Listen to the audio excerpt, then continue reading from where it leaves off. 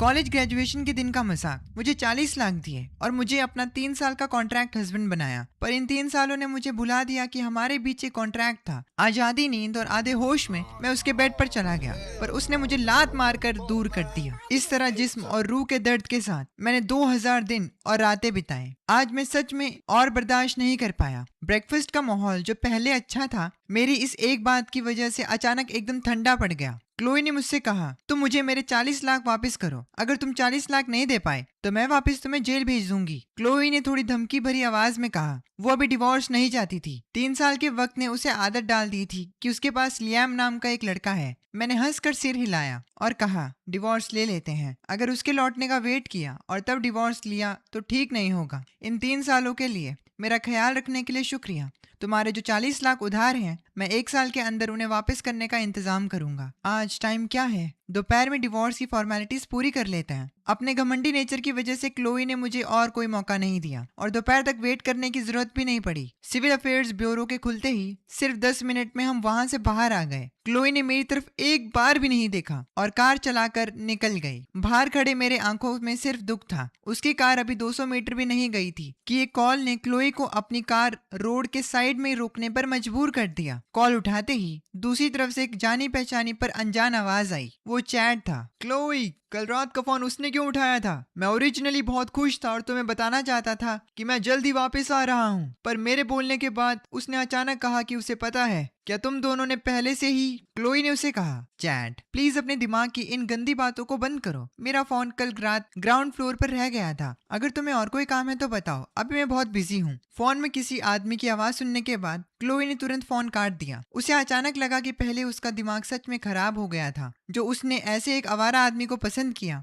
Divorce और ऊपर से चैट की बातों से आई इस घिन के बाद क्लोई का काम पर जाने का बिल्कुल मूड नहीं रहा। जो वाइस प्रेसिडेंट क्लोई कभी बिना वजह से छुट्टी नहीं लेती थी, आज अचानक काम पर नहीं आई। कार चलाकर अपनी फैमिली के घर लौटकर क्लोई सीधा दरवाजा खोलकर बेडरूम में चली गई। इस वक्त तक उसकी माँ एलियनोर, जो अभी उठी नहीं थी, सर टेढ़ा करके अपनी प्यारी बेटी को देख रही थी। पर तभी क्लोई ने आकर उन्हें गले लगा लिया। क्लोई ने कहा, माँ, मैंने और लियाम ने डिवोर्स ले लिया है। सुबह 11 बजे घर में क्लोई सोफा पर बैठने पर मजबूर थी और अपने पेरेंट्स के सवालों का सामना कर रही थी। रिचर्ड अपनी बेटी को बहुत प्यार करते थे, पर आज उन्होंने बेटी का बचाव नहीं किया और अपनी प्यारी बेटी को डांट सुना दी। एलिनोर ने कहा, क्लोई, तुम सच में बेवकूफ हो। हमेशा लियाम को परेशान करती थी। ये तो मैं नहीं कहूंगी, पर तुम डिवोर्स कैसे ले सकती हो? इन पिछले कुछ सालों में तुम्हारा काम इतना स्मूथली चला है। तुम्हारी बैक पर कौन तुम्हारी मदद कर रहा था? तुम्हारे उन कामों में कौन सा काम लियाम ने आधी रात को तुम्हारे लिए नहीं किया? घर पर तुम्हारा खाना पीना सब संभालना, इस सब ने लियाम के इस हुनर को बर्बाद कर दिया। वो रोज सुबह शाम तुम्हारे लिए खाना बनाता है, नहाने का पानी भर कर रखता है,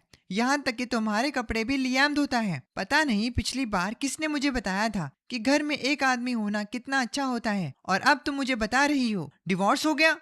लियाम की तो किस्मत ही खराब थी जो उसे तुम जैसी लड़की मिली। डब्लू मॉम भाई, बिल्कुल डब्लू। डांट सुनने के बाद क्लोई के चेहरे पर थोड़ी शर्मिंदगी थी। उसने अपना सीना तान कर जवाब दिया। क्लोई ने कहा, मैं आपकी बेटी हूँ या लियाम आपका बेटा है? मैं आपको बता दूं, डिवोर्स का आइडिया लियाम ने दिया था। आपकी बेटी को उसने छोड़ा है। ये सुनकर पास खड़े रिचर्ड अचानक भड़क गए। अपना फोन निकालकर उस लड़के को कॉल करके पूछना चाहते थे कि उनकी बेटी में क्या कमी थी कि मुझे से नालायक ने उसे छोड़ दिया। पर फोन लगाने से पहले ही एलेनोर ने डांट कर उन्हें रोक दिया। एलेनोर ने कहा, तुम्हारी हिम्मत कैसे हुई लियाम को फोन करने की? तुम्हें डर नहीं लगता कि लियाम बोल दे कि क्लोई के दिल में कोई और आदमी है? वो बस उस नालायक चैट के वापस आने का वेट कर रही है। तुम्हें क्या लगता है मुझे और लियाम को नहीं पता? क्लोई, मैं तुम्हें बता रही हूँ, अगर तुमने चैट के साथ रहने की हिम्मत की तो मैं तुम्हारे पास जितने भी शेयर्स हैं सब वापस ले लूंगी। तब देखना वो चैट तुम्हें कैसे लात मारकर दूर करता है। अगेन डब्लू मॉम भाई, दैट्स क्रेजी।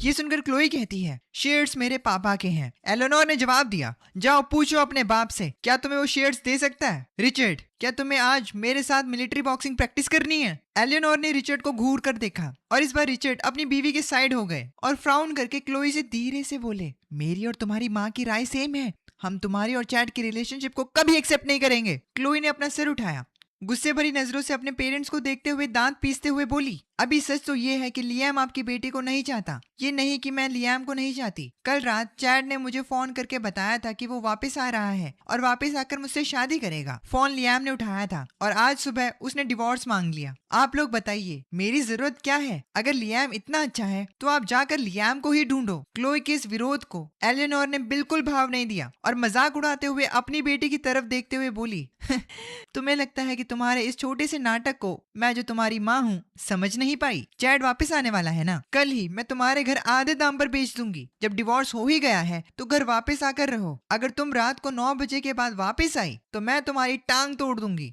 आगे से अगर तुम्हें रिलेशनशिप में आना है तो किसी के साथ भी आ सकती हो, बस चैड के साथ नहीं रहोगी। आज मैं ये बात क्लियर कर रही हूँ और तुम आज कहीं भी नहीं जाओगी। मैं अभी लियाम के पास जाकर उससे पूछती हूँ कि आखिर उसने किस वजह से डिवोर्स मांगा। क्लोई, तुम दुआ करो कि लियाम मुझे सच्चाई ना बता दे। ये कहकर एलियोनोर उठ खड़ी हुई और एक धमकी भरी नजर रिचर्ड को दी। अगर उसने क्लोई को घर से बाहर जाने दिया तो उसकी आगे की जिंदगी अच्छी नहीं होगी बेटे। मिलिट्री बैकग्राउंड वाली एलियोनोर कभी भी घुमा फिरा कर बात नहीं करती थी और ना ही वो प्यार से क्लोई को समझाती थी, क्योंकि रिचर्ड ने वो प्यार वाला रोल ले रखा था। अगर वो सख्त नहीं होती तो इस घर में इस लड़की को कोई कंट्रोल नहीं कर पाता। एलियोनोर अपने कमरे में गई, एक प्रॉपर्टी का डॉक्यूमेंट निकाला और क्लोई को घूर कर देखा। एलियोनोर ने कहा, अगर तुम नहीं चाहती कि तुम्हारा दूसरा अंकल फौज भेजकर तुम्हें पकड़े तो शांति से घर पर रुको। मैं आज घर बेचने जा रही हूँ और फिर लियाम से मिलूंगी। क्लोई सुनकर अपनी माँ से कहती है, आपको जो करना है करिए, मैं तो वैसे भी आपको सड़क से ही मिली थी ना, जाओ अपने लियाम बेटे के पास। एलियोनोर ने क्लोई की बात को अनसुना किया और मेन गेट खोलकर वहां से निकल गई। इस वक्त मुझे समझ नहीं आ रहा था कि मैं कहाँ जाऊं। मैं सड़क पर बेमकसद घूम रहा था। अचानक मेरे हाथ में पकड़ा हुआ पुराना फोन बजने लगा। स्क्रीन पर मदर इन लॉ के शब्द देखकर मेरे माथे से पसीने छूटने लगे। मैंने कांपते हुए फोन उठाया और मन ही मन भगवान से प्रे करने लगा। हेलो, कैसे हैं आप? एलियोनोर ने दूसरी तरफ से जवाब दिया, अबे नालायक, क्या मैंने तुझे ज्यादा ही इज्जत दे दी है? तू एक और बार हेलो बोलकर दिखा, मैं अभी फौज को फोन करके तुझे गोली मरवा दूंगी। माँ, मेरी गलती थी।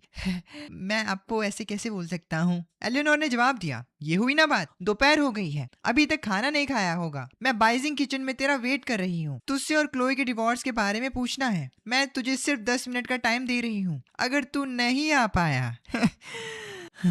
मैंने जवाब दिया, मुझे पता है अगर मैं नहीं आ पाया तो अब फौज को मुझे पकड़ने भेज देंगी। 10 मिनट में मैं मरते मरते भी वहां पहुंच जाऊंगा। समझ नहीं आ रहा मेन कैरेक्टर कौन है, एलियोनोर है या लियाम है? और चलो दैट्स क्रेजी भाई, बात क्या बोलूं। गर्मियों की सुबह का मौसम बहुत गर्म था। ठीक है भाई, गर्मियों की सुबह का आई मीन गर्म ही होती, ठीक है, सॉरी, इट्स लाइक गर्मियों की सुबह का मौसम गर्म था। ऑब्वियसली टैक्सी ना मिलने की वजह से मैं दौड़ते हुए गया। जब मैं प्राइवेट रूम में पहुंचा, मदर इन लॉ ठीक उस वक्त अपना फोन निकाल चुकी थी, शायद कॉल करने ही वाली थी।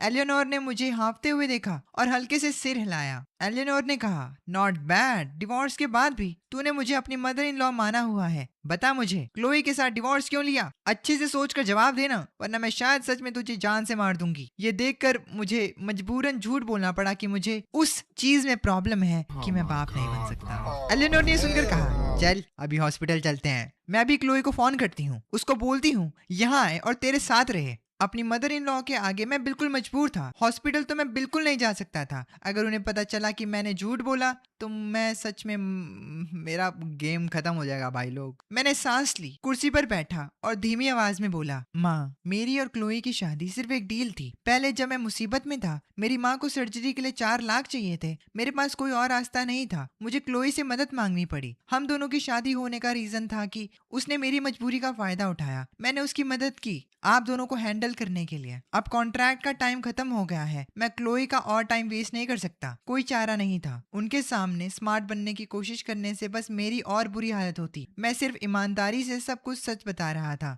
पर बताते टाइम मैंने सारी जिम्मेदारी अपने ऊपर ले ली थी। लेकिन एलियोनोर का ध्यान जैसे कि हमारी कॉन्ट्रैक्ट मैरिज पर था ही नहीं। उसके बजाय उन्होंने फ्राउन किया और पूछा, क्या मैं तुम्हें बूढ़ी लगती हूँ? मैंने जवाब दिया, नहीं नहीं, आप बिल्कुल भी बूढ़ी नहीं लगती। माँ, आप बिल्कुल भी बूढ़ी नहीं लगती। बाहर जाओ तो सब कहते हैं कि आप और क्लोई बहन बहन लगती हैं। ये सुनकर एलियोनोर सेटिस्फाई लगने लगी। फिर उसने आगे बोला, कॉन्ट्रैक्ट मैरिज तो ठीक है, मैं मान सकती हूँ कि तुम दोनों इन इन 3 साल प्यार में थे। क्लोई, इस लड़की में कमियां सच में बहुत सारी हैं, बहुत मैसी रहती है, फिर भी झूठा दिखावा करती है कि क्लीन फ्रीक है, जिंदगी जीने का कोई ढंग नहीं पता, बस एजुकेशन और लुक ठीक ठाक है, इसके अलावा कोई और खूबी नहीं है उसमें। क्या इसका मतलब ये है कि तुम्हें क्लोई बिल्कुल भी पसंद नहीं है? कुछ सालों में अगर आपके पास एक कुत्ता भी हो तो उसके साथ भी प्यार हो जाता है ना। मैं ये नहीं कह रही कि तू कुत्ता है, मैं क्लोई की बात कर रही हूँ। तो ये क्लोई को कुत्ता कह रही है अपनी बेटी को। खतरनाक मदर इन लॉ के सामने मेरे माथे से पसीना रुक ही नहीं रहा था। मैंने पसीना पोंछते हुए धीरे से कहा, माँ आप जानती हैं मेरा बैकग्राउंड कैसा है। अगर मेरी ये मजबूरी नहीं होती तो इस पूरी जिंदगी में क्लोई जैसी लड़की मुझसे बात भी नहीं करती। ऐसी चीजों में स्टेटस मैच होना जरूरी होता है। भले ही मैं क्लोई को पसंद करूं, इसका कोई फायदा नहीं, वो किसी और को चाहती है। ये सुनकर एलेनोर ने कहा, तू उस चूजे के बारे में बात कर रहा है? क्या उस चैट की नजर एपेक्स ग्रुप के शेयर्स पर नहीं है? बस क्लोई जैसी इडियट को ही लगता है कि उसका चैट उससे सच में प्यार करता है। तू बता, तूने डिवोर्स लेने का डिसाइड किया और माँ को भी नहीं बताया, अब हम क्या करें? चैट वापस आएगा तो क्लोई जैसी इडियट उसके पास भाग कर जाएगी। क्या इसका मतलब ये है कि मैं रिचर्ड की सारी जिंदगी की मेहनत को ऐसे ही दे दूं? मुझे अफसोस होता है कि मैंने एक बेटा क्यों नहीं पैदा किया। ये बात सुनकर मुझे सच में नहीं समझ आया कि क्या कहूँ। सिर हिलाना भी अजीब था और मना करना भी, पर शुक्र है एलेनोर ने मुझे ज्यादा परेशान नहीं किया। अपने बैग से उसने 1 लाख निकाले और मेरी तरफ फेंके। डिवोर्स हो गया तो हो गया, मैं कोई पुराने ख्यालों वाली औरत नहीं हूँ। इन 3 सालों में तूने मुझे माँ बोला है, अब तू मेरा दामाद नहीं है, फिर भी मेरे आधे बेटे जैसा है। क्लोई पैटी है। अगर तेरे हाथ में 10,000 रुपए भी हुए तो ये मान ले कि मैं एलेनोर ने बेकार जिंदगी जी। ये पैसे तो पहले अपने पास रख ले। इस शहर से बाहर जाने के बारे में तो सोचना भी मत। आगे चलकर अगर कभी मेरे और रिचर्ड के साथ कुछ हुआ तो तुझे आकर हमारी हेल्प करनी पड़ेगी। अगर तूने मना किया तो मैं फौज वालों को भेज के तुझे उड़वा दूंगी। मैंने सुनकर कहा, नहीं मैं मना नहीं करूंगा। नहीं मना करूंगा। किसी के पैसे लेने के बाद एहसानमंद होना पड़ता है, और ये तो कोई छोटी रकम थी भी नहीं। पर मुझे इन पैसों को ना लेने का भी डर लग रहा था। उनका गुस्सैल स्वभाव मैंने पहले से ही देखा हुआ था। खाना खाते वक्त एलेनोर ने अचानक कहा, क्लोई अब एपेक्स ग्रुप में लोगों को हैंडल कर लेती है। बड़ा निवाला खाते खाते मैंने अपना सर हाँ में हिलाया। एलेनोर मेरे जैसे दामाद को जैसे भी देखती थी उसे मैं ठीक लगता था। हैंडसम, क्लोई के साथ परफेक्ट मैच और काफी टैलेंटेड। वो आंखें छोटी करके मुझे देखते हुए हंसी। क्या तुम एपेक्स ग्रुप वापस आना चाहते हो? मैं रिचर्ड से कहकर तुम्हें प्लानिंग डिपार्टमेंट का हेड बना दूंगी। मैंने मुस्कुराकर और मजबूरी में अपना सर ना में हिलाया। माँ आप मजाक मत करिए। अगर मैं एपेक्स वापस आया तो क्लोई को लगेगा कि मैं उसके पीछे पड़ा हूँ। डिवोर्स हो गया है तो थोड़ी दूरी रखनी चाहिए। और दूसरी बात ये, एपेक्स के एम्प्लॉयज को मेरे और क्लोई के रिलेशनशिप के बारे में नहीं पता, पर हाई लेवल मैनेजमेंट ने मुझे देखा हुआ है। इसके अलावा वो बंदा भी वापस आ रहा है। जो भी कहो, मैं क्लोई का एक्स हस्बैंड तो हूँ ही। अपनी एक्स वाइफ को किसी और आदमी के साथ घूमते देखा तो दिल को बिल्कुल अच्छा नहीं लगेगा। इसीलिए प्लीज मुझे अपने हाल पर जीने दीजिए, ओके? एलेनोर के चेहरे पर थोड़ी नाराजगी साफ दिख रही थी। उन्होंने धीमी आवाज में सांस ली और कहा, तू ना, तेरे अंदर का वो थोड़ा सा प्राइड तूने सिर्फ हम पर इस्तेमाल किया है। तूने बस अपना थोड़ा सा एटीट्यूड भी उस बेवकूफ क्लोई को नहीं दिखाया। उसे आज भी लगता है कि तुझ में जो हुनर है वो सब उसी ने तुझे सिखाया है। अगर तू सच में यही चाहता है तो मैं भी तुझे फोर्स नहीं करूंगी। पर अब जब तुम दोनों का डिवोर्स हो चुका है तो दूसरी शादी करने में जल्दी मत करना। जब तुझे कोई पसंद आए तो तू माँ को बता देना। अगर प्यार से नहीं मानी तो हम पैसों से उसको राजी करवाएंगे। अपने दिन कब आएंगे? मैंने ये सुनकर कहा, मैं इतनी जल्दी किसी रिलेशनशिप में नहीं आऊंगा। पहले मुझे अपनी प्रॉब्लम्स को ठीक करना है और फिर इस सिटी में अपना एक घर खरीदना है, तब प्यार की बातें सोचूंगा। माँ, लगता है आपको महाजोंग खेलने जाना चाहिए। ये आंट सूजन का आपको चौथा फोन है। जब हम बात कर रहे थे एलेनोर का फोन बजने लगा। उन्होंने फोन उठाया और गाली देना शुरू किया। जान लेने पर तुली हुई हो क्या? मैं अपने दामाद के साथ शांति से खाना खा रही हूँ और तुम लोगों ने इतना परेशान किया है। रुको, मैं भी आकर तुम्हारे सारे पैसे जीतने आ रही हूँ। ये सुनकर आंट सूजन ने कहा, क्या लियाम तेरे पास ही है? उसे मेरे पास ले आ, दीदी उसको बहुत प्यार देगी। व्हाट? तुम्हारा लियाम तो बहुत अच्छा खाना बनाता है और आज रात को अंकल घर पर भी नहीं है। ये सुनकर एलेनोर ने कहा, ओ बुढ़िया, मेरे दामाद पे डोरे मत डाल, बाहर बहुत सारे आवारा कुत्ते घूम रहे हैं। तभी उन्होंने मुझसे पूछा, लियाम तेरी आंट सूजन पूछ रही है क्या तू चलेगा? मैंने कहा, नहीं नहीं आंट सूजन, दोपहर को मुझे काम है, क्लोई के लिए सब्जी खरीदने जाना है। ये बोलकर मैं अचानक चुप हो गया। पता चला कि आदत सच में पड़ जाती है। फोन पर दूसरी तरफ आंट सूजन ने दांत पीस कर गुस्से में बोला, एलेनोर तू इधर आ, मैं तेरे को छोड़ूंगी नहीं। खतरनाक मदर इन लॉ चली गई, एक बहुत ही कम दिखावा करने वाली A6 ड्राइव करके। एक बार फिर सड़क पर वापस आकर मेरे चेहरे पर उदासी थी। फिर मैंने अपनी मुट्ठी कसी। एक नई जिंदगी शुरू होने वाली थी। सिगरेट लेने गया। मेरी सोच थोड़ी पॉजिटिव थी। सिगरेट लेने के बाद मैं सीधा ब्रोकर के पास घर ढूंढने गया और आखिर में एक थोड़ा महंगा वाला टॉप फ्लोर डुप्लेक्स घर फाइनल कर लिया। 40 लाख का कर्ज सिर्फ पैसे बचाकर चुकाया नहीं जा सकता था। इतना बड़ा कर्ज उतारने के लिए सिर्फ कंजूसी करना काफी नहीं था। दूसरी तरफ क्लोई की हालत एकदम टूटने की कगार पर थी। उसका घर बेच दिया गया था। एलेनोर ने क्लोई को एकदम कैजुअली बता दिया था कि mahjong खेलते हुए वो उसके घर को आंट सूजन से बेट लगाकर हार गई। अगर कोई प्रॉब्लम है तो वो खुद उस सूजन के पास जाए। इस आंट सूजन से, जो बचपन से उसे फोर्स करती थी कि वो दीदी बुलाए, क्लोई हमेशा इज्जत दिखाती पर दूर रहना पसंद करती थी। ये उम्र में बड़ी पर बेशरम औरत उसके पीछे पड़ के हमेशा पूछती कि मेरा स्टेमिना कैसा है। ये सब सुनकर इनोसेंट क्लोई को समझ ही नहीं आता था कि वो क्या जवाब दे। इन बातों में क्लोई एकदम मासूम थी,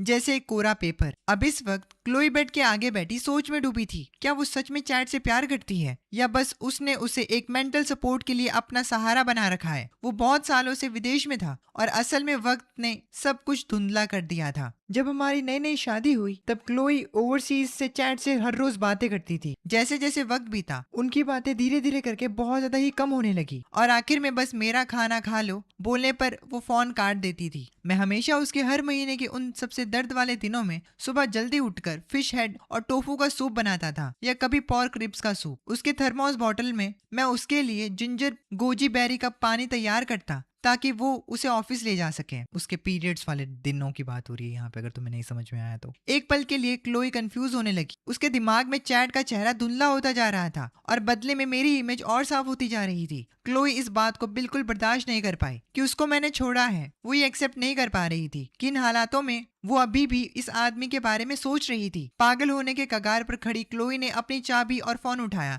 और भागकर घर से निकल गई। बार के अंदर इस नए और अनजान माहौल को देखते हुए उसने अपनी पूरी हिम्मत जुटाकर इस जगह में कदम रखा जहां वो पहले कभी नहीं आई थी। दिल ही दिल में इस जगह से बहुत हेट करती थी पर उसे अपना गुस्सा बाहर निकालना था और क्लोई जितनी दारू पीती उतना ही गुस्सा होती जा रही थी। क्लोई कहने लगी, मैं इतनी बेवकूफ कैसे हो सकती हूँ कि मुझे बार बार उस लियाम की याद आ रही है। इसके अलावा कि वो खाना अच्छा बनाता था, घर ठीक से साफ करता था, कपड़े अच्छे से धोता था, थोड़ा स्मार्ट था और थोड़ा हैंडसम था। उसमें और कौन सी खासियत थी? और सबसे जरूरी बात ये कि लियाम की इतनी हिम्मत की इसने मुझसे डिवोर्स मांगा। मुझ जैसी क्लोई को इसने छोड़ दिया। नशे में धुत क्लोई को इस बात का बिल्कुल ध्यान नहीं था कि उसके दिमाग से चैट का नाम और निशान पूरी तरह मिट चुका था। शराब इंसान को खुद पीने पर मजबूर कर देती है। तभी एक स्ट्रेंजर उसके पास आया और उसे कहने लगा, हे खूबसूरत, क्या तुम मुझे एक मौका दोगी कि मैं तुम्हें एक ड्रिंक पिला सकूं? ये याद नहीं कि आज रात उसे अप्रोच करने वाला ये कौन सा आदमी था। क्लोई सिर्फ अकेले बैठकर शांति से अपनी ड्रिंक पीना चाहती थी। मुड़कर उसने एक बार देखा। एक लगभग 41 ईयर्स ओल्ड ब्रांडेड क्लोथ्स पहने हुए आदमी को देखकर क्लोई ने फ्रॉन करते हुए पूछा, मेरी ईयरली सैलरी 6 फिगर्स में है। मेरे पास 10 लाख से ऊपर की वॉच है। मेरी फैमिली में एक हाई लेवल पॉलिटिकल ऑफिसर मेरे रिलेटिव है। क्या मुझे तुम्हारी इस एक ड्रिंक की जरूरत है? वो मिडिल एज्ड आदमी हंसा और मुड़कर वहां से चला गया। क्लोई के बोलने के तरीके से उसे समझ आ गया था कि ये औरत उससे सवाल नहीं कर रही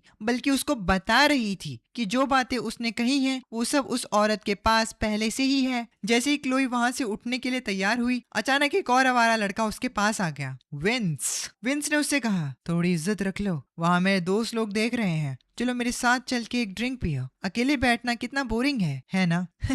दीदी तुम्हारी लेग्स बहुत खूबसूरत हैं। अगर मैं एक बार टच कर लूं तो तुम्हें बुरा तो नहीं लगेगा? क्लोई गुस्सा हो गई। दफा हो जाओ। क्लोई ने अपने ग्लास की शराब उस आवारा लड़के के चेहरे पर फेंक दी। दूर जाता हुआ वो मिडिल एज्ड आदमी ये देखकर वापस आया और थोड़ी दूरी पर बैठ गया। वो जैसे इंतजार कर रहा था कि कब उसे हीरो बनकर इस लड़की को बचाने का मौका मिले। पूरी तरह से बेइज्जत हुआ वो आवारा लड़का विंस अब नाटक नहीं कर पाया। दांत पीस कर उसने गाली दी, कुतिया, और उसने अपना हाथ उठाया क्लोई को मारने के लिए, पर उसका हाथ वहां तक पहुंच नहीं पाया। किसी ने उसकी कलाई पकड़ ली थी। उस लड़के के पास अब अचानक एक मोटा लड़का खड़ा था, बेन ने विंस से कहा, विंस यहाँ गुंडागर्दी कर रहा है। क्या तू चाहता है कि तुझे यहाँ से उठाकर बाहर फेंका जाए? हर किसी को छूने की तेरी औकात नहीं है, समझा? दूर खड़े विंस के दोस्तों ने भी नोटिस किया कि वहाँ कुछ गड़बड़ चल रही है और सब अपनी जगह से उठकर आगे आने लगे। पर उस मोटे लड़के ने उनकी तरफ देखा भी नहीं। उसने सिर्फ विंस का हाथ पकड़ा और उसको झटक कर एक साइड फेंक दिया और फिर क्लोई की तरफ देखकर बहुत ही प्यार से मुस्कुराया, भाभी आप यहाँ अकेले कैसे आई? इस वक्त तक दारू पी चुकी क्लोई अपनी नशीली आंखों से इस मोटे लड़के को देख रही थी। सिर टेढ़ा करके उसने बड़ी क्यूरियोसिटी से पूछा, लियाम के छोटे भाई? बेन ने जवाब दिया, हम खून के भाई जैसे हैं। मेरा नाम बेन है। ये बार मेरी बुआ के हस्बैंड और दूसरे लोगों ने मिलकर खोली है, इसीलिए मैं हमेशा यहाँ रहता हूँ। भाभी, आप खुद कार ड्राइव करके आई हैं। इतनी रात गए सेफ नहीं है। अगर ये साले पीछे से कोई धोखा करें तो ठीक नहीं होगा। मैंने अभी लियाम भैया को कॉल कर दिया था, वो बस पहुंचने ही वाले होंगे। ये सुनकर क्लोई ने कहा, लियाम आने वाला है? क्लोई को पता भी नहीं चला कि वो अचानक इतनी क्यों घबरा गई और लड़खड़ाते हुए उसने बार से निकलना चाहा। जितना वो उस आदमी की शक्ल नहीं दिखना चाहती थी, उतना ही वो उसके लाइफ में घुसा चला जा रहा था। मेरी बात हो रही है यहाँ पे। अगर क्लोई निकलना चाहती थी पर विंस के लोग इस बात से राजी नहीं थे। चिल्लाते हुए उन्होंने उस लड़की से एक्सप्लेनेशन की मांग की। बेन ने फ्रॉन किया, कुर्सी उठाई और उन हंगामा करने वालों पर पॉइंट करते हुए गाली देते हुए चिल्लाया, अपनी औकात में रहो वरना ठीक नहीं होगा। क्या सच में तुम्हें लगता है कि मैं तुम लोगों को तोड़ नहीं सकता? हैरी, ऊपर जाकर सबको बोलो कि उनका टाइम पास खत्म। कोई यहाँ हंगामा करने की कोशिश कर रहा है। मेरी भाभी के मामा हमारे सिटी के पब्लिक सिक्योरिटी डिपार्टमेंट के हेड हैं। तुम लोग यहाँ नौटंकी करने के बारे में सोचना भी मत। सिर्फ पैसे देकर बार में मस्ती करने वाले लोग इसका अंजाम बर्दाश्त नहीं कर पाएंगे। उन लोगों को समझ आ गया था कि उन्होंने गलत जगह पंगा ले लिया है। डर के मारे वो चुपचाप वहां से कुत्तों की तरह खिसक गए। दूर बैठा वो मिडिल एज आदमी ये देखकर थोड़ा मायूस हुआ कि हीरो बनने का मौका उसे नहीं मिला, पर वो जल्दी में वहां से नहीं गया। वो देखना चाहता था कि इस लड़की का असली आदमी कौन है। जब क्लोई लड़खड़ाते हुए बार से बाहर निकलने ही वाली थी, अचानक बार के अंदर घुसते हुए एक आदमी से टकरा गई और उस आदमी ने उसको अपनी बाहों में एकदम टाइटली किसी प्रिंसेस की तरह उठा लिया। बेन हंसा और वहां से मुड़कर बार के अंदर चला गया। देखने वाले बाकी लोग को भी समझ आ गया कि अब इसका अपना आदमी आ चुका है, यानी मैंने क्लोई को अपने बाहों में उठा लिया और उससे कहा, तुम इतनी पीकर कार चलाने आई? अगर बेन ने तुम्हें नहीं देखा होता तो तुम तो ड्राइव करने निकल जाती। और तुम ऐसी जगह पर क्यों आई? अगर आज बेन यहाँ नहीं होता तो तुम्हें पता भी है कि तुम्हारा क्या हाल होता। सिर्फ शक्ल खूबसूरत होने का क्या फायदा, दिमाग भी तो होना चाहिए। मेरे बाहों में उठाए जाने के बाद क्लोई ने अपने दोनों हाथों से अपना चेहरा छुपा लिया। वो नहीं चाहती थी कि मैं उसका इस हालत में चेहरा देखूं। मैं भी उसे डांट डांट कर थक गया था। मैं मुड़कर बार से बाहर निकला, पर बार के दरवाजे से बाहर निकलते ही ठंडी हवा लगते ही क्लोई ने मेरे पूरे कपड़ों पर उल्टी कर दी। एक सेकंड के लिए मेरा दिमाग ठीक से हिल गया और दांत पीसकर मैं बोला, मुझे तो अभी तुम्हें तुम्हारी माँ के पास छोड़कर आना चाहिए। उन्हें पता चले कि हमारे डाइवोर्स के तुरंत बाद ही तुम बार में आकर शराब पीने आ गई। कार की चाबी मुझे दो। नशे की हालत में क्लोई को मैं धुंधला दिख रहा था। वो स्ट्रगल करते हुए चिल्लाई, वो मेरी माँ है, तुम्हारी माँ नहीं। मैंने उसे जवाब दिया, तो मैं तुम्हें तुम्हारी माँ के घर ही छोड़ने जा रहा हूँ। क्लोई ने मुझसे कहा, मेरे पास घर की चाबी नहीं है। मैंने उसे जवाब दिया, क्लोई क्या तुम सच में घर नहीं जाना चाहती थी? मैं अब सच में गुस्सा था। क्लोई मेरी बाहों में छुपी बैठी थी, एकदम उस बच्चे की तरह जिसे पता है उसने गलती की है। थोड़ी देर बाद ही मुझे उसकी सिसकियां लेने की आवाज सुनाई दी। क्लोई ने मुझसे कहा, लियाम अब मेरा कोई घर नहीं बचा। मेरी माँ ने मेरा घर बेच दिया है। ये सुनकर मेरे पास कोई और रास्ता नहीं था। मुझे मजबूरन उसे अपने नए किराए के घर में लाना पड़ा। उसे मैं अपने घर तो ले आया था, लेकिन सोफे पर मैं सोया हुआ था।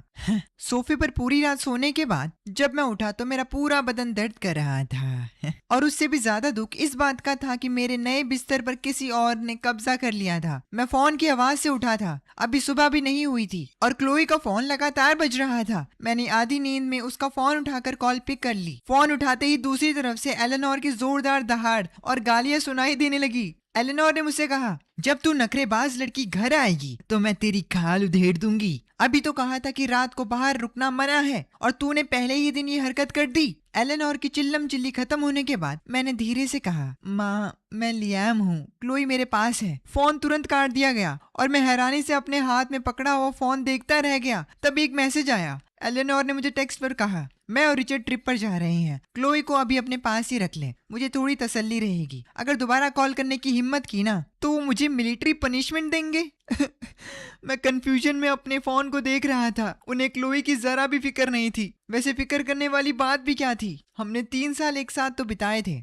जब मैं कंफ्यूजन में था तो क्लोई छुपके से मेरे पीछे आकर खड़ी हो गई। मेरा फोन चेक कर रही हो? जब हमारा डिवोर्स नहीं हुआ था तब तुमने कभी मेरा फोन चेक नहीं किया। जब मैं चैट से बात करती थी तब भी तुमने कभी कुछ नहीं पूछा। अब डिवोर्स होने के बाद मेरा फोन चेक कर रहे हो? क्या मैं तुम्हारी मदद करूं? मैंने अपना सर घुमाया और बिना मुंह धोए खड़ी क्लोई को देखा और अपनी आंखें बंद करके गहरी सांस ली। क्लोई अगर तुमने दोबारा शराब पीने की हिम्मत की ना तो मैं पक्का माँ को बता दूंगा। ये सुनकर क्लोई ने मुझसे कहा, मुझे भूख लगी है। इसे मेरी बातों की कोई फिक्र तक नहीं है और हमारा अभी डिवोर्स भी हुआ है। हाँ। क्लोई ने जानबूझकर शराब पीने वाला टॉपिक अवॉइड किया। उसने मुझसे फोन लिया और मेरे सामने अपने फोन की ब्लॉक लिस्ट खोली। उसमें साफ तौर पर चैट का नंबर था। उसके बाद उसने फोन सोफा पर फेंक दिया और उछलते कूदते हुए वॉशरूम में फ्रेश होने चली गई। क्लोई की पीठ को देखते हुए मुझे एक अजीब सी फीलिंग आई। अभी डिवोर्स हुए एक दिन भी नहीं बीता था और हम फिर से एक साथ रहने लगे थे। वॉशरूम से आती उसकी गुनगुनाने की आवाज सुनते हुए मैं अपनी जगह से उठकर किचन की तरफ चला गया। एक तरफ मैं नाश्ता बना रहा था और दूसरी तरफ उसे मदर इन लॉ का मैसेज बता रहा था। माँ और रिचर्ड ट्रिप पर गए हैं। उन्होंने कहा है कि वो अपने साथ घर की चाबी भी ले गए हैं। माँ ने कहा है कि तुम मेरे पास रुको। ये सुनकर क्लोई ने कहा, मुझे कोई प्रॉब्लम नहीं है, हमने पहले भी तो साथ में वक्त बिताया है ना। लियाम, थोड़ा जल्दी करो, मुझे आज काम पर भी जाना है। उसकी इस बेशर्मी भरी बात को सुनकर मेरा मन किया मैं फ्राइंग पैन उठाकर वॉशरूम में जाऊं और क्लोई से झगड़ा करूं। ये आखिर चल क्या रहा था?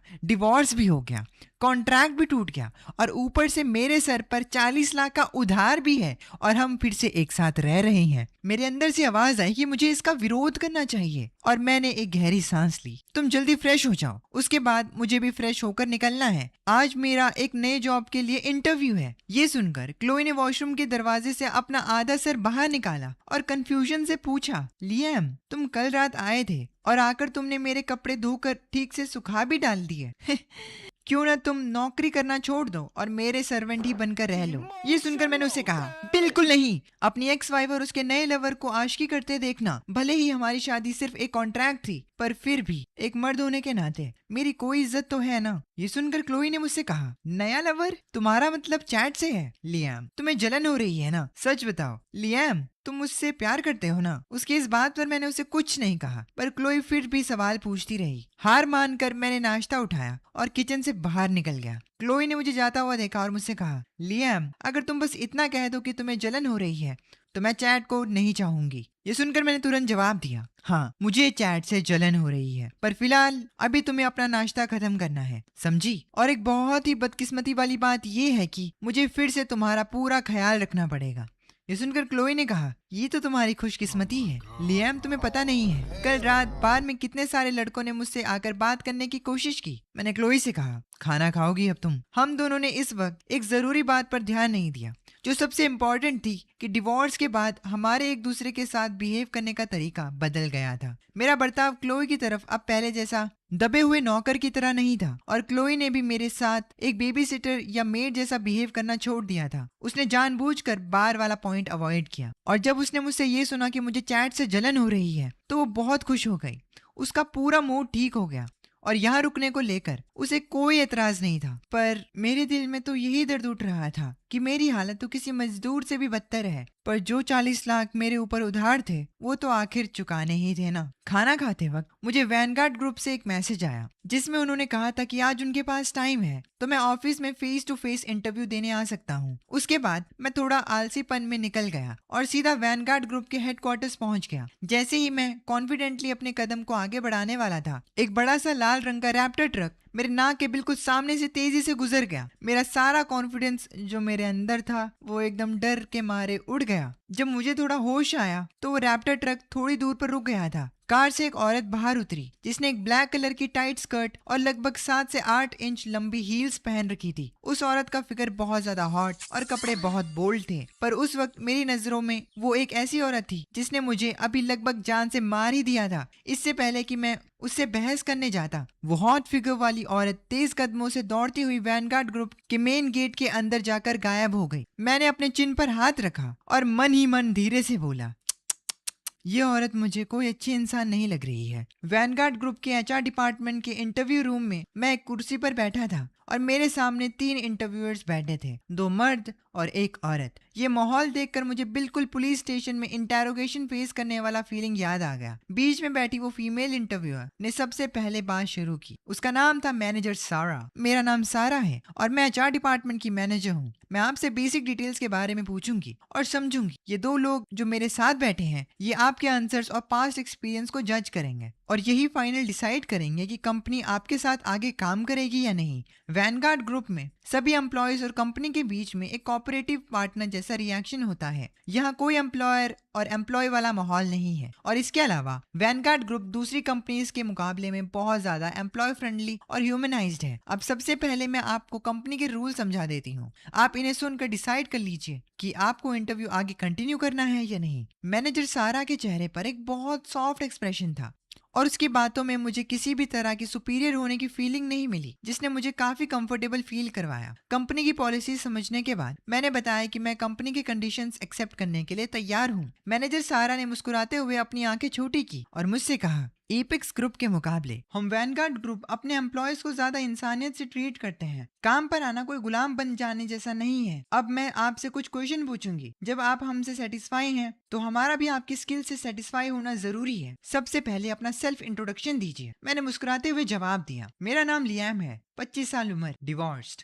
और मेरे पास एपेक्स ग्रुप के प्लानिंग डिपार्टमेंट में 3 साल का काम करने का एक्सपीरियंस है। मैंने वहाँ कुछ छोटे प्रोजेक्ट्स प्लान किए हैं और मैंने वैनगार्ड ग्रुप के लिए भी प्लानिंग में कंट्रीब्यूट किया था। मेरी एजुकेशन सिर्फ हाई स्कूल तक की ही है। फर्स्ट ईयर कॉलेज में फैमिली में एक ट्रेजेडी हुई थी तो मुझे ड्रॉप आउट करना पड़ा। ये सुनकर मैनेजर सारा ने मुझसे पूछा, अगर अभी आपको एपेक्स वर्ल्ड को हैंडल करने के लिए कोई प्लानिंग करने को कहा जाए तो आप किन डिटेल से स्टार्ट करेंगे? मैंने जवाब दिया, मुझे लगता है किसी को टारगेट करके एपेक्स वर्ल्ड से भिड़ने की जरूरत नहीं है। वो बस एक लो एंड ब्रांड स्ट्रेटेजी पर चलते हैं और उनके मेन कस्टमर ज्यादातर मिडिल एज और ओल्ड एज लोग होते हैं। एपेक्स वर्ल्ड असल में एपेक्स स्टोर को बचाने के लिए एक आखिरी तरीका भर है, एक ऐसी प्रॉब्लम जहां कंपनी के पास ट्रांजिशन के अलावा कोई दूसरा रास्ता नहीं बचा। जबकि वैनगार्ड डिपार्टमेंट स्टोर का मेन बिजनेस ज्वेलरी स्टोर्स और लग्जरी आइटम से प्रॉफिट बनाना है। अगर हम एपेक्स वर्ल्ड को कॉपी करने जाएंगे तो उसकी कोई जरूरत नहीं है और उसका रिजल्ट भी कुछ खास अच्छा नहीं होगा। मैनेजर सारा ने मुझसे पूछा, आखिरी सवाल, आपने एपेक्स ग्रुप रिजाइन क्यों किया?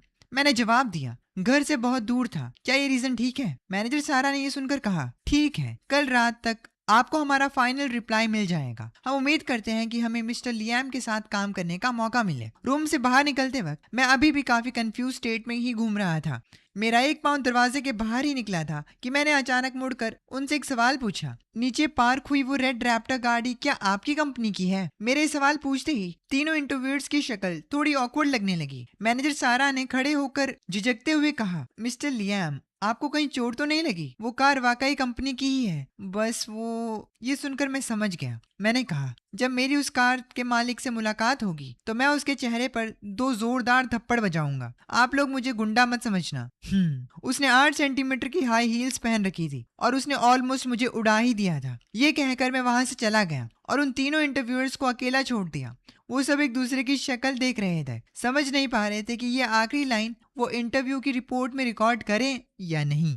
सारा ने कहा, वो बॉस लेडी कोई पहली बार हाई हील्स में गाड़ी नहीं चला रही थी और वैसे भी पूरी कंपनी के एम्प्लॉयज को ये बात पता है कि रोज सुबह 9 बजे प्लाजा के एरिया को क्रॉस नहीं करना चाहिए। यहाँ तक कि उनको रास्ते में रुकना भी नहीं चाहिए। लोगों को कंपलसरी पेडेस्ट्रियन एरिया से ही चलना चाहिए। मैनेजर सारा ने गहरी सांस छोड़ी और कहा, मुझे ठीक ही लगा लड़का, हम उसे ट्रायल के लिए बुला सकते हैं। वैसे भी कंपनी में 1 महीने का प्रोबेशन पीरियड होता है। हमारे कॉन्ट्रैक्ट में साफ लिखा भी होता है कि 1 महीने के अंदर बिना किसी रीजन के उसे फायर किया जा सकता है। जहाँ तक कि गाड़ी से उड़ने का सीन था, इस इंसिडेंट को तो हमारी बॉस लेडी का नए कैंडिडेट को वेलकम देने का एक तरीका समझना चाहिए। आखिर में हम सब यही तो सहते हुए आए हैं और अब ये एक्सीडेंट वाला चक्कर वैनगार्ड ग्रुप का एक रिवाज बन गया है। वहीं दूसरी तरफ लिफ्ट का वेट करते वक्त मेरे दिमाग में अभी भी उस एक्सीडेंट के डर का असर था। मैं यही सोच रहा था कि क्या ये मेरे डिवोर्स की पनिशमेंट है। पहले डिवोर्स हुआ, फिर एलेनोर ने मुझे जलील किया, फिर क्लोई वापस आ गई और आज सुबह सुबह मैं गाड़ी से उड़ने ही वाला था। इंटरव्यू का स्ट्रेस अभी खत्म भी नहीं हुआ था कि लिफ्ट आ गई। मैं अपने अजीब ख्यालों में डूबा हुआ जैसे ही लिफ्ट के अंदर जाने के लिए आगे बढ़ा, अचानक कोई बाहर निकला और मुझे अपने सीने पर कुछ सॉफ्ट सा फील हुआ। इससे पहले कि मैं ठीक से देख पाता कि मेरे सामने कौन है, मेरे पेट पर एक जोर से मुक्का पड़ा और फिर मेरे कानों में एक तीखी गाली की आवाज सुनाई दी। वो विक्टोरिया थी। चलते वक्त अंधे हो गए हो क्या? मेरा फायदा उठा रहे हो? तू मरना चाहता है क्या बे? उसकी बात खत्म भी नहीं हुई थी कि उसने मेरे बाल पकड़ लिए। एक तो मुक्का खाया और ऊपर से उसने मेरे बाल खींचे, जिससे मुझे बहुत जोर का गुस्सा आया। मैंने भी हाथ आगे बढ़ाकर उस औरत के बाल पकड़ लिए, जिस पर उसने जोरदार चीख मारी। फिर उसने अपनी हाई हील मेरे जूते पर जोर से दे मारी, जिसके बाद मैं दर्द से चिल्ला उठा। इस वक्त तक मैंने अपने सामने खड़े इंसान का चेहरा ठीक से देख लिया था। ये वही औरत थी जिसने अभी थोड़ी देर पहले मुझे कार से उड़ा देने की कोशिश की थी। विक्टोरिया ने मुझे कहा, बता मुझे तू किस डिपार्टमेंट का है, मैं अभी तुझे कंपनी से निकालती हूँ, तू अभी मेरे बाल छोड़। ये बोलते हुए उस औरत के हाथों का जोर और बढ़ गया। मैं खुद को कोई बहुत बड़ा जेंटलमैन नहीं मानता था, तो मैंने भी कोई रियायत नहीं की और दांत पीस कर कहा, मैं तुम्हारी कंपनी का एम्प्लॉय नहीं हूँ। तुमने मुझे नीचे ऑलमोस्ट उड़ा दिया था और मैं ढूंढ ही रहा था कि तुम्हें कहाँ पकड़ूं। इस झगड़े के कारण वहाँ काफी लोग इकट्ठा हो गए और वो तीनों इंटरव्यूअर्स भी भागते हुए वहाँ पहुंच गए, क्योंकि ये दोनों आवाजें उन्हें बहुत जानी पहचानी लग रही थी। मैनेजर सारा ने जब ये नजारा देखा तो वो एक पल के लिए ब्लैंक हो गई। उसने मुझसे कहा, लियाम जल्दी छोड़ दो। बॉस विक्टोरिया, आप भी छोड़ दीजिए, प्लीज छोड़ दीजिए, एम्प्लॉयज देख रहे हैं। लियाम तुम पहले अपना हाथ छोड़ो, बॉस विक्टोरिया एक औरत है। ये सुनकर मैंने कहा, बॉस विक्टोरिया? ये सुनकर मैंने झिझकते हुए गुस्से में अपना हाथ छोड़ दिया, पर मुझे ये उम्मीद नहीं थी कि ये औरत अपना हाथ छोड़ने के बजाय अचानक मेरे गर्दन पर काटने के लिए आगे बढ़ेगी। मैनेजर सारा ने फौरन बीच में आकर हमें रोकने की कोशिश की और बहुत मनाने के बाद बॉस विक्टोरिया ने मेरा कॉलर छोड़ा। इस वक्त हम दोनों बुरी हालत में एक दूसरे को घूर रहे थे। विक्टोरिया ने अचानक झुककर अपने जूते उतार कर मुझे मारने की कोशिश की। मैनेजर सारा ने जल्दी से बॉस विक्टोरिया को पकड़ा और समझाया और फिर मुझे इशारा किया कि मैं वहां से चला जाऊं। उसने धीरे से बोला कि वो बाद में कॉल करके बॉस विक्टोरिया की तरफ से माफी मांग लेगी। मैंने एक गुस्से भरी सांस छोड़ी और लिफ्ट में चला गया। विक्टोरिया पीछे से बोली, बदकिस्मत। विक्टोरिया ने अपने बिखरे बाल ठीक करते हुए धीमी आवाज में कहा, मैनेजर सारा, तुम इस आदमी को जानती हो? मैनेजर सारा ने उसकी स्कर्ट ठीक करते हुए प्यार से बोला, बॉस विक्टोरिया, वो आज ही इंटरव्यू देने आया था और वही है जिसे आपने नीचे ऑलमोस्ट टक्कर मार दी थी। ये सुनकर विक्टोरिया ने कहा, मुझे पता है, जब भी मैं कोई हैंडसम मर्द देखती हूँ तो मुझे गुस्सा आता है। क्या? सिर्फ देख सकती हूँ पर खा नहीं सकती, तो इनको टक्कर मार के क्या फायदा? अब समझा क्यों नहीं हरास हो रहे ना इस कंपनी में बंदे। विक्टोरिया ने आगे कहा, इंटरव्यू दिया है ना, उसको बोलना कि कल काम पर आए और मेरे बाल खींचे। उसने मेरे जिस्म का फायदा उठाया, अब देखना मैं उसके साथ क्या करती हूँ। BDSM on the way. ये कहकर विक्टोरिया वहां से चली गई और जाते वक्त उसने अपनी स्कर्ट उठाकर सेफ्टी शॉर्ट्स को ठीक किया। वहां खड़े सब लोग हैरान थे पर कुछ बोलने की हिम्मत नहीं कर रहे थे। कंपनी हर लिहाज से अच्छी थी पर उनकी ये जनरल मैनेजर सबके लिए डर का सबब थी। कंपनी से निकलते ही मुझे सिलेक्शन पास होने का टेक्स्ट मैसेज मिला बताते हुए कि मैं परसों मंडे को कंपनी जा सकता हूँ काम करने के लिए और सारी फॉर्मेलिटीज फ्रंट डेस्क से पूरी की जा सकती हैं। वैनगार्ड ग्रुप जाना मेरे प्लान का पहला और सबसे इम्पोर्टेंट स्टेप था, जहां मुझे अपना टैलेंट दिखाने का मौका मिल सकता था। पर इस वक्त मुझे एक ऐसी फीलिंग आ रही थी जैसे बकरी शेर की गुफा में जा रही हो। आज बॉस विक्टोरिया और बाकी औरतों का अजीब रवैया देखकर मुझे अचानक क्लोई की याद आ गई।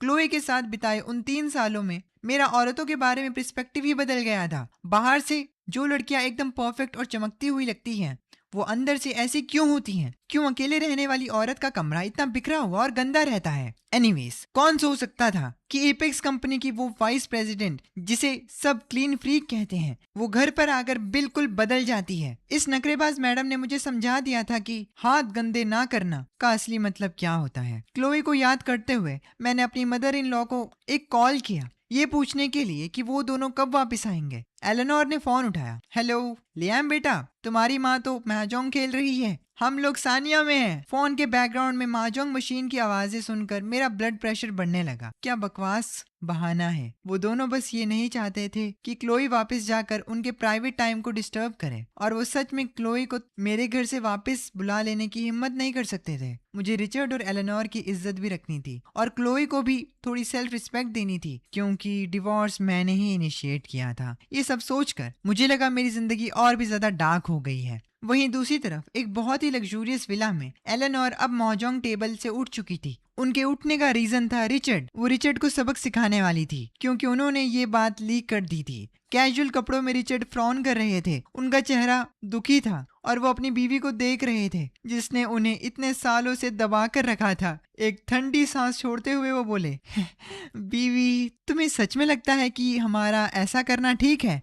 क्या इससे आगे चलकर कोई प्रॉब्लम नहीं होगी? एलेनोर ने एक ऑरेंज छिला और रिचर्ड को देते हुए फ्रॉन करके बोली, इन दोनों बच्चों के रिलेशन में बहुत सारे कॉम्प्लिकेशन है और मोस्टली चीजें मैंने पता कर ली हैं। उस एहसान फरामोश लड़के ने हमें कॉल किया था और पूछा था कि क्या वो घर वापस आ सकती है। उसे तो कब की आदत पड़ चुकी है कि लियाम उसकी देखभाल करे, तो तुम खामखा टेंशन मत लो। लियाम को हमने इन 3 सालों में बहुत अच्छे से देखा है। क्या तुम्हें नहीं पता कि उसका कैरेक्टर कैसा है? मैं चुपके से बताती हूँ। लियाम पहले स्मोकिंग करता था, पर सिर्फ इस एहसान फरामोश लड़की की वजह से उसने 3 साल तक एक भी सिगरेट नहीं पी। अब तुम्हें बताओ, क्या उसे कुछ होने वाला है? रिचर्ड ने ऑरेंज नीचे रखा, पीछे सर टेढ़ा करके एलेनोर को देखा और फ्रॉन करके बोले, लियाम स्मोकिंग छोड़ दे तो वो ठीक है, और अगर मैं स्मोकिंग करूं तो वो एक मौत की सजा है। एलेनोर, तुम हद से आगे बढ़ रही हो। ये सुनकर एलेनोर ने कहा, हद से आगे बढ़ूं तो क्या तुम मुझसे डिवोर्स लोगे?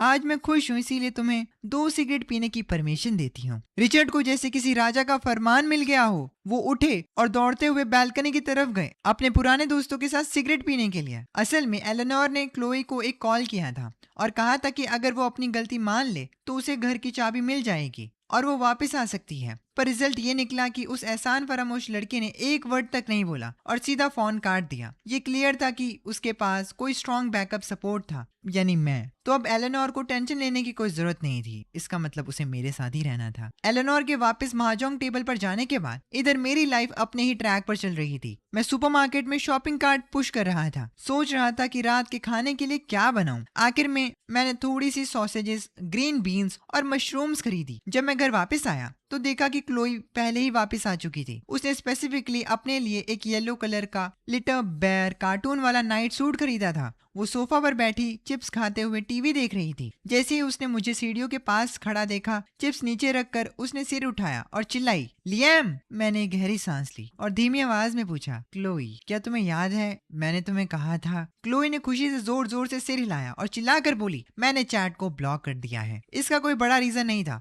क्लोई बस ये नहीं चाहती थी कि चैट फौरन से वापस आकर उसके दिमाग का दही ना करे। उसे पसंद है तो रखे अपनी फौरन लड़कियां। वो ये सब और बर्दाश्त नहीं करने वाली थी। जब मैं किचन में सब्जियां धो रहा था तो क्लोई चुपके से वहां आ गई। हाथ पीछे करके वो क्यूरियोसिटी से सिंक में रखी सब्जियों को देख रही थी और धीमी आवाज में बोली, ये तो सब मेरी पसंद की सब्जियां हैं। क्या तुम्हें डर नहीं था कि मैं आज वापस आऊंगी ही नहीं? मैंने अपने सर घुमाए बिना ही पूरे फोकस से सब्जी धोते हुए सॉफ्टली जवाब दिया, तुम्हें तो किचन की स्मेल पसंद नहीं है ना, फिर यहाँ क्यों रुकी हो? और मैं खाने में कोई नखरे नहीं करता। अगर तुम नहीं आती तो भी मैं यही खाता। ये सुनकर क्लोई ने कहा, लियाम, तुम बदल गए हो। लगता है सारे मर्द बदल जाते हैं। हाँ, जैसे कि सारी लड़कियां चीट करने लग जाती हैं। वेल खैर, डिवोर्स को अभी बस कुछ दिन ही हुए हैं और तुम मुझसे इतने कोल्ड हो गए। भूलना मत कि मैं अभी भी तुम्हारी क्रेडिटर हूँ। मेरे पैसे वापस करो। अगर तुम्हारे खाने में नखरे नहीं है तो तुमने क्रैब्स क्यों नहीं खरीदे? क्रैब्स हमेशा क्लोई बाहर से पका पकाया लेकर खाती थी। शादी के बाद के कुछ सालों में उसने और मैंने सिर्फ एक बार झगड़ा किया था और उसका रीजन क्रैब्स ही था। क्लोई ने जिंदा क्रैब्स खरीदे और मुझे उबालने को कहा। मैं उन्हें मार नहीं सकता था तो मैंने उन्हें उठाकर फिश टैंक में पालने के लिए रख दिया।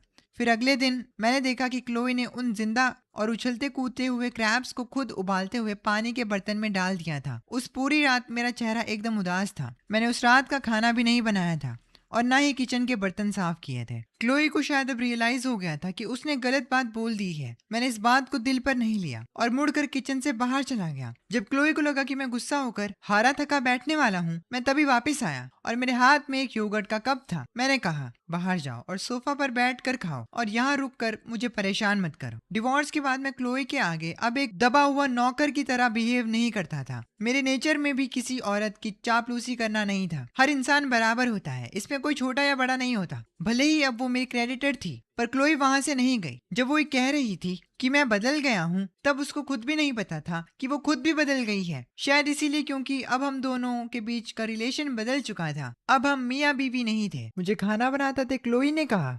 सॉसेजेस में थोड़ा ज्यादा मसाला डालना, तभी वो टेस्टी लगेंगे। मैंने उससे कहा, क्या तुम भूल गई कि पिछली बार रात के 2 बजे दर्द से तुम्हारी जान निकल रही थी और फिर हम हॉस्पिटल भाग कर आधी रात तक परेशान हुए थे? ये हमारी शादी के दूसरे साल की बात थी। सर्दियों के वक्त क्लोई बहुत जिद कर रही थी स्पाइसी वाटर बॉइल्ड फिश खाने के लिए। फिर आधी रात को उसे इमरजेंसी में हॉस्पिटल ले जाना पड़ा। डॉक्टर का डायग्नोसिस था इंटेस्टाइनल क्रैम्प्स। किसी इंजेक्शन या ड्रिप्स का फायदा नहीं हुआ और आखिर में मुझे पूरी रात लगातार क्लोई को पानी पिलाते रहना पड़ा। मैं उसके बिस्तर के पास बैठा रहा और वो दर्द के मारे आवाजें निकालती रही, जिसकी वजह से दूसरे पेशेंट्स डिस्टर्ब हो रहे थे और मैं ऑलमोस्ट किसी से लड़ पड़ा था। क्लोई को भी इंसिडेंट याद आ गया। पहले उसे लगता था कि मैं ये सब करने के लिए कॉन्ट्रैक्चुअली मजबूर हूँ, पर अब जब उसने इस बारे में सोचा तो उसे अंदर ही अंदर बहुत खुशी हुई होगी। उसने मुझसे कहा, तो थोड़ा कम स्पाइस डालो, आग तेज रखना। क्या कोई सूप है? मैंने उससे कहा, अंडे का सूप। बॉस लेडी, अगर आप फ्री हैं तो क्या आप बटलर लियाम की मदद करके बर्तन टेबल पर रख देंगी?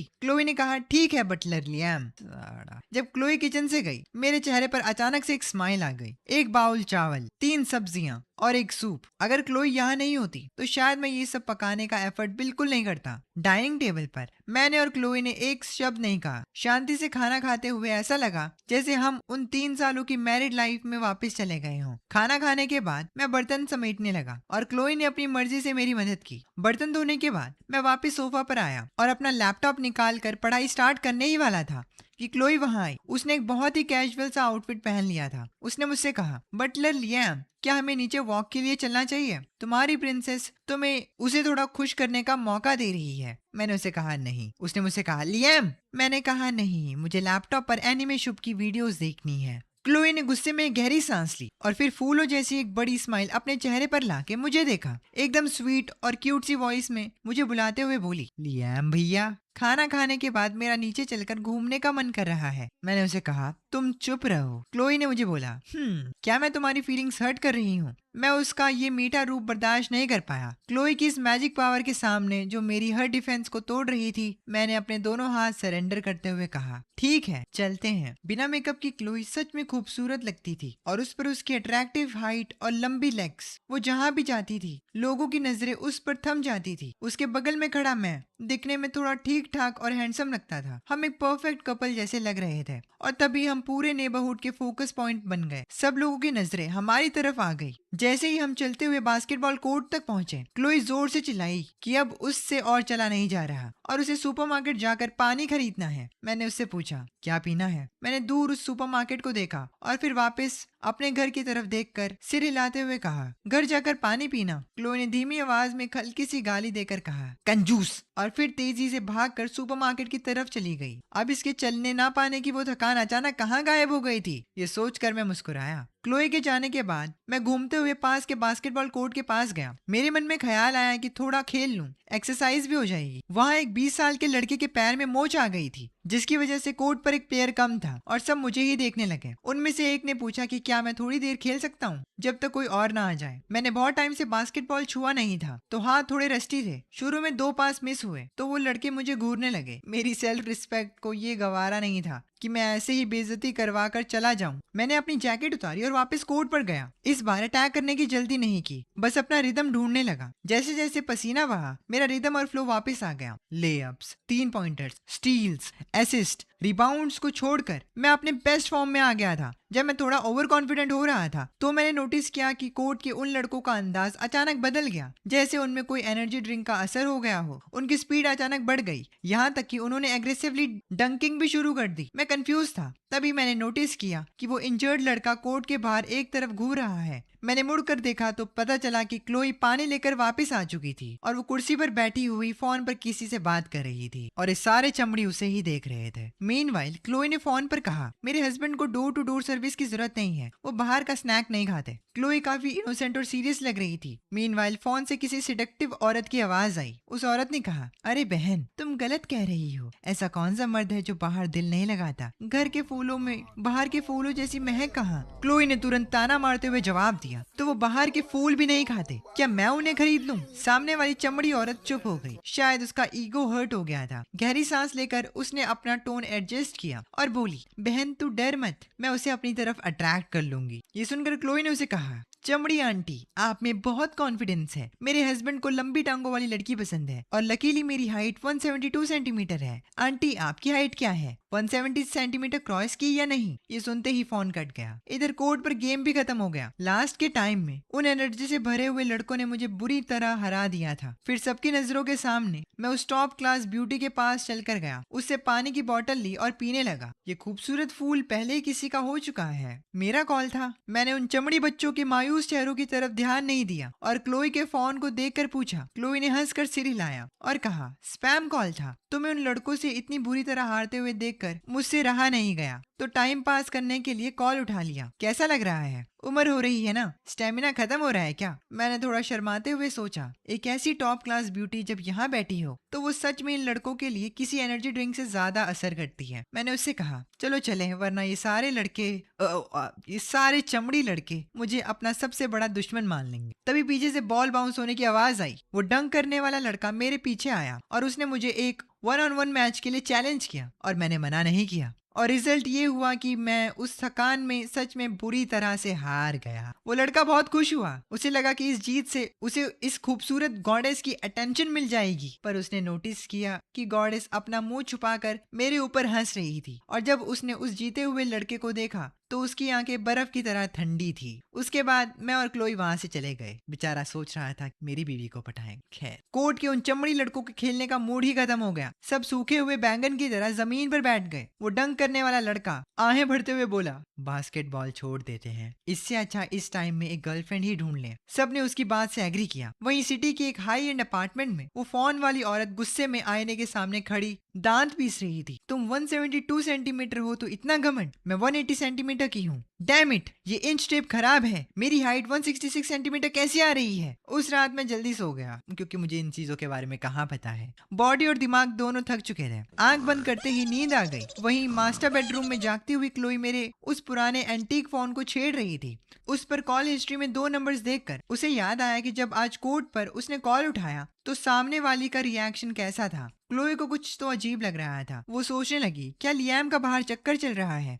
क्या डिवोर्स होने से पहले ही उसने किसी को फंसा लिया था? भले ही मैं उसे पसंद नहीं आती थी, पर डिवोर्स हुए अभी 2 दिन ही तो हुए हैं और उसने इतनी जल्दी नई लड़की ढूंढ ली। क्लोए को जितना सोचकर गुस्सा आ रहा था, उसने तुरंत एक नंबर डायल किया। फोन तुरंत उठ गया। गुस्से वाली क्लोए अचानक से बदल गई। आंखें छोटी करके मुस्कुराते हुए मीठी आवाज में बोली, मैनेजर डेविड, इतनी रात को परेशान करने के लिए सॉरी। अभी सोए तो नहीं ना? कंपनी की वाइस प्रेसिडेंट का कॉल आने पर वो बेचारा कैसे बोल देता कि वो सो रहा था। उसने तुरंत बोला कि वो नहीं सोया। क्लोई हंसते हुए आगे बोली, सुना है पिछले दिनों तुम्हारी एनुअल लीव की एप्लीकेशन रिजेक्ट हो गई थी। क्या घर में कोई काम था? अच्छा ऐसा है, कल सैटरडे है, संडे को मिलकर तुम 2 दिन और छुट्टी ले सकते हो। क्या इतना काफी है? मैनेजर डेविड खुशी से चिल्ला पड़ा। उसने कहा, काफी है काफी है। क्लोई ने आगे कहा, तो ठीक है, कल ऑफिस जाकर अपना काम हैंडओवर कर देना, मैं तुम्हारी छुट्टी अप्रूव कर दूंगी। थोड़ी देर इधर उधर की बातें करने के बाद क्लोई मेन टॉपिक पर आई। उसने मैनेजर डेविड से कहा, मैंने सुना है तुम्हारी वाइफ टेलीकॉम डिपार्टमेंट में काम करती है। मेरे पास एक नंबर है, क्या तुम उससे चेक करवा सकते हो? कोई जल्दी नहीं है, जब फ्री हो तो बता देना। बस ये देख लेना कि ये सिम कार्ड किसने रजिस्टर किया है। फोन कट होने के बाद क्लोई का चेहरा वापस अपने नॉर्मल रूप में आ गया। लगभग आधे घंटे बाद मैनेजर डेविड का कॉल वापस आया। अपनी छुट्टी मनाने के चक्कर में उसने आधी रात को ही अपनी बीवी को ऑफिस भेज दिया नंबर चेक करने के लिए। पर प्रॉब्लम ये थी कि उस नंबर की प्राइवेसी परमिशन बहुत हाई थी, तो उसकी डिटेल्स कुछ पता नहीं चल पाई। मैनेजर डेविड ने डरते हुए ये बात वाइस प्रेसिडेंट क्लोई को बताई, यानी मेरी बीवी को। उसकी छुट्टी तो अप्रूव हो गई, पर वीकेंड मिलाकर उसे सिर्फ 4 दिन ही मिले। क्लोई बेड पर बैठी उस नंबर को घूर कर देख रही थी और धीरे से बोली, ये वीआईपी नंबर तो किसी हाई लेवल यूजर का लग रहा है। वीकेंड के वो 2 दिन बहुत ही बोरिंग थे। क्लोई वापस अपने शादीशुदा वाले नेचर में आ गई और खुद को रूम में लॉक करके अपने काम में बिजी हो गई। बोर्ड कमेटी चाहती थी कि कंपनी एक जमीन के लिए बिड करे। वो एक पुरानी बिल्डिंग वाली जगह थी और इन्वेस्टमेंट और रिस्क डिपार्टमेंट को समझ नहीं आ रहा था कि उसमें उनका नुकसान क्यों हो रहा है। क्लोई को डर था कि ये जमीन जबरदस्ती उसकी कंपनी के गले पड़ जाएगी। मैंने क्लोई को ज्यादा परेशान नहीं किया। मैं फर्स्ट फ्लोर पर बैठकर उसके काम के लिए जरूरी डिटेल्स ढूंढने लगा। दोपहर में थोड़ा एक्सरसाइज करने कोर्ट गया, पर अब बास्केटबॉल कोर्ट में कोई मेरे साथ नहीं खेलना चाहता था। उन लड़कों को लगता था कि मैं वहाँ बस अपनी खूबसूरत बीवी का शो ऑफ करने आता हूँ। ये 2 दिन मेरे लिए सदियों जैसे बीते। अब मैं एक भी मिनट वेस्ट नहीं कर सकता था। 1 साल में 40 लाख का कर्ज चुकाने का प्रेशर मुझे सांस भी नहीं लेने दे रहा था, पर साथ ही मुझे आगे बढ़ने के लिए थोड़ा एक्साइट भी कर रहा था। मंडे की सुबह क्लोई जल्दी से नाश्ता करके अपने काम पर निकल गई। जाते हुए उसने मुझसे पूछा कि क्या मुझे लिफ्ट चाहिए। मैंने सिर हिलाया और कहा कि मेरा रास्ता अलग है। मुझे इस बात की थोड़ी हैरानी थी कि एलेनोर तो सच में अपनी इस खूबसूरत बेटी को भूल गई थी। इन 2 दिनों में उनका एक भी कॉल नहीं आया। पर और भी हैरानी इस बात की थी कि वो फॉरेन रिटर्न बंदा चैड, उसने भी एक कॉल नहीं किया। क्लोई ने सच में उसे ब्लॉक कर दिया था। श्योर नहीं हूँ, क्या पता ना किया हो। ये औरत क्या प्लानिंग कर रही है, मैं सोचने लगा। किसी को क्या पता था कि वही दूसरी तरफ समुद्र पार चैड अपने बेड पर फ्रस्ट्रेटेड और मरा हुआ सा पड़ा था। उसे समझ ही नहीं आ रहा था कि क्लोई क्या कर रही है। अचानक से बिना कुछ बोले ब्लॉक कैसे कर दिया। जब उसने अपने असिस्टेंट को कॉल करके पता करवाया तो उसे आंसर मिला कि ये छोटा कपल यानी कि मैं और क्लोई अपने लेट हनीमून मनाने गए हैं। और ये सुनकर चैड को बहुत गुस्सा आया।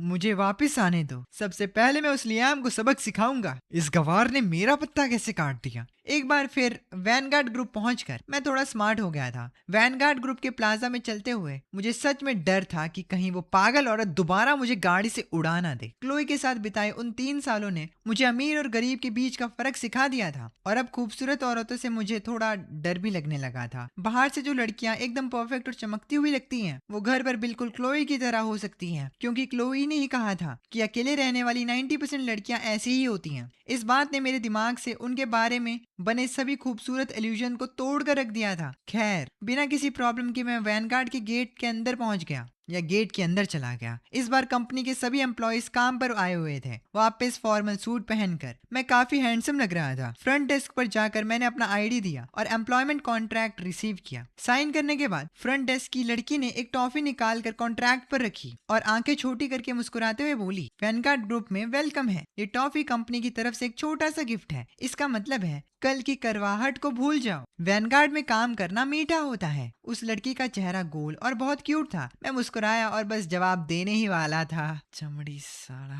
पर अचानक अगले ही सेकंड मेरे पीछे से एक बहुत ही ठंडी और गुस्से भरी डांटने की आवाज आई। Boom, and this is done. जितने मेरे को इसका एनिमेशन मिला है इस नॉवल का, मैंने उतना एक्सप्लेन कर दिया है। अगर मुझे इसका मानवा मिलता है और तुम बोलोगे कि मानवा एक्सप्लेन कर दो इसका, तो मैं वो भी कर दूंगा। बट उसके लिए एक ही कंडीशन है सिर्फ, तुम्हें इस वीडियो पे 4000 लाइक्स करने हैं। नहीं होंगे क्योंकि 4000 लाइक्स, और इसीलिए मैं नहीं ही करूंगा ये। मैं जानता हूँ इस वीडियो पे 4000 लाइक्स नहीं हो सकते, तो इसीलिए मैंने टारगेट सेट कर दिया है। क्योंकि मतलब एक्सपेक्टेशन ही अपनी इतनी हाई रखो कि वो फुलफिल ही ना हो पाए, फिर तुम्हें एक रीज़न मिल जाए कि तुम्हें ये नहीं करना आगे। तो यही मेरा रीज़न है, रहेगा। अगर इसका कोई नया एपिसोड नहीं आता तो यही इसका रीज़न रहेगा कि 4000 लाइक का मैंने बोला था और 4000 लाइक नहीं हुए इस पे। ठीक है, समझ में आ गया तुम्हें। एनीवेज, मुझे उम्मीद है कि तुम्हें वीडियो पसंद आई होगी। और इतनी खास नहीं मेरी नरेशन, बट मैं सुधार लाऊंगा। अगर जितने भी 5-10 लोग, 100 लोग, 200 लोग देख रहे होंगे इस चीज़ को, अगर तुमने यहाँ तक देख लिया तो तुम्हारा बहुत बहुत थैंक्स। एंड हाँ, अपनी फैमिली का ध्यान रखना। This is anime Shubhs. और हाँ यार, प्लीज़ मेरे लिए दुआ करो कि मुझे भी एक ऐसी लड़की